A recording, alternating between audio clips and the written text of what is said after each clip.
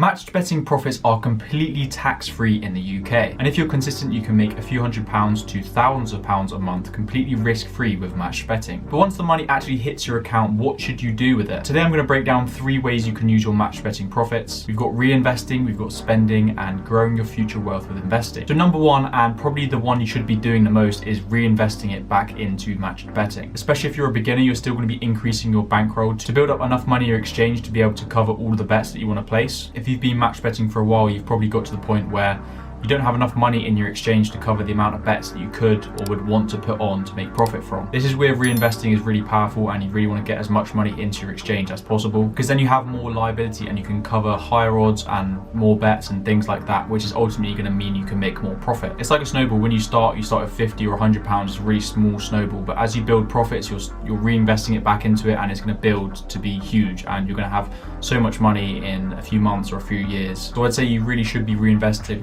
majority of your profits, at least to begin with. Early on, it's definitely what I recommend to compound your profits and your cash flow. So with your early sign-up offers, the worst thing to do is just to withdraw all of it and don't reinvest it back into it, because that's going to damage your profits long term. Number 2 is going to be to spend your profits. Next up is going to be spending your profits, and of course this is a great perk of making profits from match betting. It's completely tax-free, so it's sort of like guilt-free in a way. And of course there's loads of different ways people choose to spend their money. People save for a holiday or spend it on technology like a laptop or whatever, or just have fun on a weekend. Again, it's completely tax-free, which is beautiful. So if you're making an income already and you're making a few £100s from match betting, it's all on top of your income. You're not getting taxed on any of that. It is great to enjoy the upside of spending your profits, but it's important not to go too crazy and damage your total bank, where you're then restricted on the amount you can put on because you don't have enough in the exchange, you don't have enough money for your bookies, etc. So if you are really trying to do this long term, and you can do it long term, then you obviously don't want to spend all of your profits, and you need to be reinvesting some of it back into it. Okay, number 3 is going to be to invest your profits. This, in my opinion, is where things get really powerful. Especially if you're younger, each pound you invest now could be worth 10 times, 20 times that amount in 30, 40 years time. And that's all through compound interest. Again, completely tax-free. So if you're investing your money in something like an ISA, which is completely, the profits from that are completely tax-free, then the money you're putting in isn't taxed and the money you're getting out isn't taxed. So it's a really beautiful thing to see. So let's say you start with £0 and the interest rate is going to be 10% a year, which is roughly the average between 8 and 10% a year for something like the S&P 500, which tracks the top 500 companies in America by market cap. Let's be optimistic and say we can get 10% a year. If we put in £500 a month, which is easily attainable from match betting, once you've got past the learning curve and you've built up your bankroll to where you're happy with your profits, and let's say you're making over £1,000 a month, you could easily put away £500 a month. Let's say you do that for 10 years and you put away £500 a month. After just 10 years, you're left with over £100,000, and almost half of that is going to be just from interest. Now, let's just say you stop match betting after that 10 years and you've got £100,000 invested. Let's say you then were able to leave it for another 20 years. Obviously, this is assuming you're kind of young. If you started at 20, you're now going to be 50. But you're left with £732,000. Now, you've only done 10 years of match betting and you put those profits away and you've just left it for another 20 years. You're left with £730,000. So this is where things get really crazy. Obviously, the money is completely tax-free, and if you are investing, make sure you do it in an ISA, because that is also tax-free, as in the profits from it are tax-free.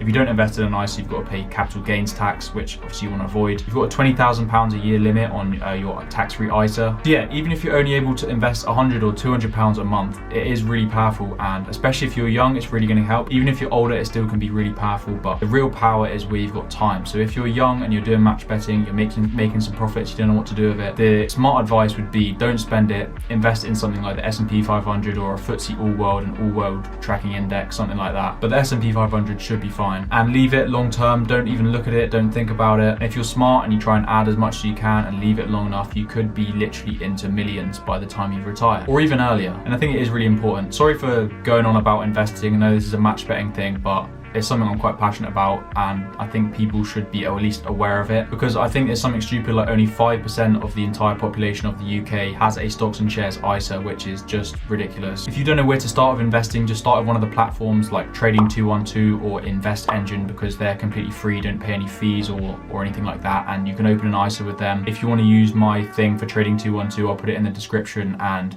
you can get a free share from that. I also get a free share, so it's a win-win. I think you can get a free share that's between 1 and £20 and I get the same, so it's a win-win. You could get an easy £20 as soon as you start. So yeah, using something like Trading 212 or an Invest Engine's another good one. You don't get charged or anything like that. You can open an ISA, that's where you're not a stocks and shares ISA, and you then invest in that ISA, and all the profits you make from it are completely tax-free. So when it comes to it, let's say you've been investing for 30 years and you've got a couple million, then you can withdraw all of that tax-free. So even if you took £100 a month and put it in and you're getting a 7 to 8% return on the S&P 500 or the FTSE All World or whatever, then over 10 years, that's £17,000. Over 30 years, that's £120,000. And over 40 years, that's 250 grand. And that's just £100 a month. As I said, ideally you want to invest in things like the S&P 500 or the FTSE All World, which are ETFs, which are basically just a combination of loads of companies. So it's going to reduce your risk. Let's say if you just invested in Apple and the price of Apple could literally just crash and something happened with the company, the price crashes, a lot of your money's going. But with the S&P 500,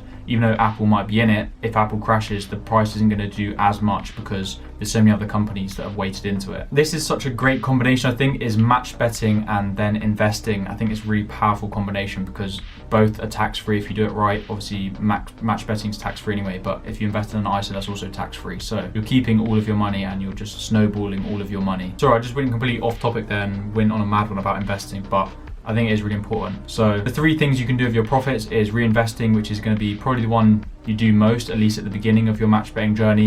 You've got spending, which obviously you're welcome to do. I'm not going to tell you what to do with your money. And then you've got investing, which again is really powerful, I think. So let me know, what have you been doing with your match betting profits? As always, do whatever you want to do, like and subscribe if you're interested in this sort of stuff. And let me know if you like this, because I've been just talking about match betting completely up until now, and I sort of went off a bit about it. I kind of am running sort of dry on the ideas for match betting, so I want to incorporate other things into it, like business, finance, these sort of things. So let me know whether you thought I was just waffling and I should just keep to match betting, or whether you like that sort of thing. I definitely think it'd be good because yeah, there's only so many videos I can make about match betting without basically just covering the same things over and over again. All right, sweet as. Thank you for watching and I'll see you next week.